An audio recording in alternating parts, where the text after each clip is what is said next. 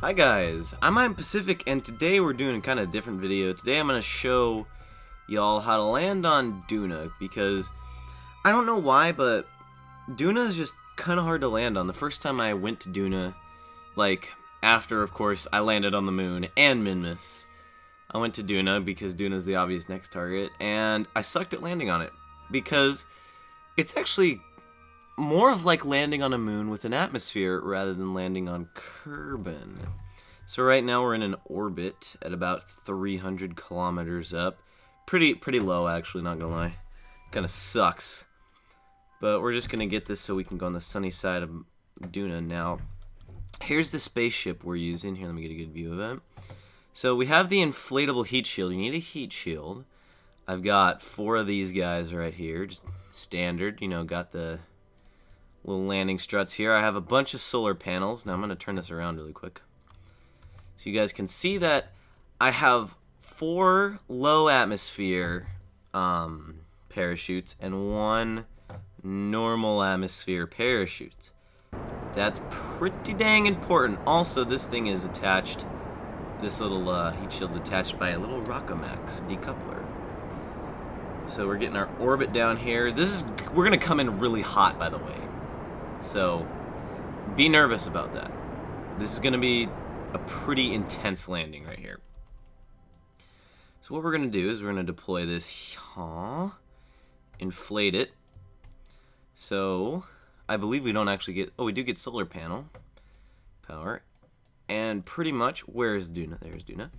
We're going to land it using the heat shield. I really like the inflatable heat shield because it covers the entire spacecraft like that, and the inflatable heat shield is going to give us a lot of drag, and it's really going to slow us down a tiny bit faster than a normal thing. Now we can also use our engines with this, which is probably what I'm going to be doing very, very soon. Also, make sure your parachutes are not on the same stage. Not very good. But we actually are coming in really hot, so I don't know if my SAS things are gonna keep me safe, my SAS wheels, but we're gonna see.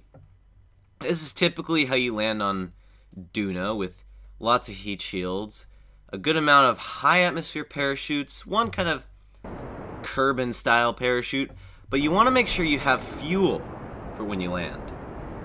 Because if you don't have fuel, it sucks. Duna will not cushion your landing. It will not, unfortunately. You actually can't only rely on parachutes, unless you have a lot of parachutes. So it says we're okay to deploy those guys here. They did not deploy, unfortunately. Kind of sucks. They should deploy anytime soon. It is safe to deploy. We're doing a pretty good landing here, actually. Is it safe to deploy the main one? Cool, it's safe. So we're just slowing ourselves down. Nothing too big right now, as you can see.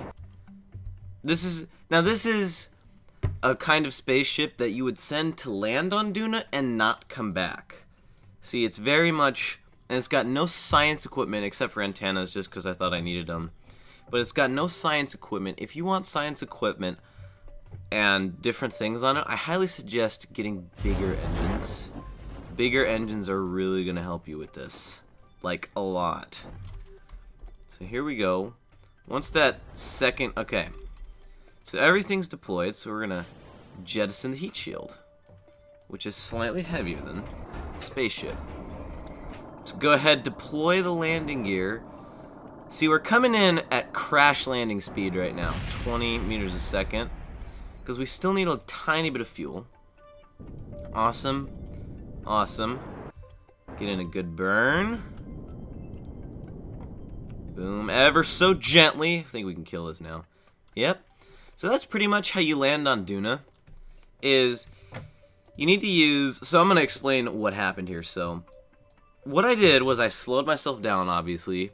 So I came in pretty hot. You don't have to worry about the atmosphere killing you on Duna, unless you're going directly down from really, really, really high up, that might mess you up. So I came in at an angle. I went ahead and I deployed the MK25 parachutes, which are built for low atmosphere. You have to remember, you need low atmospheric pressure parachutes. You know, that's kind of what you need here. And then I had my main parachute to really slow me down so that my engines, which are not very powerful, can then safely land me on the ground. Now, I prefer the biggest, in terms of landing struts, I prefer the biggest ones. You don't have to use biggest ones. The biggest ones. Also, when you're landing on Duna, from the way I did it, which was a low, very low orbit, and it was a parking orbit, so remember, I could go around the planet. You got to remember about G-forces, because if your pilots cannot stand the G-forces, they will go unconscious, and you will not be able to deploy everything. So make sure that if you have new pilots, you have a drone on board that has connection to the main Kerbal Space Centers or one of your satellites that does. See, now I have direct communication to Space Center. I could use a drone now if my pilots became unconscious. So just remember those couple things when you're landing on Duna. Thank you guys for watching. If you enjoyed, tell me in the comments below. Subscribe if you're new, because I occasionally do KSP content, not that often.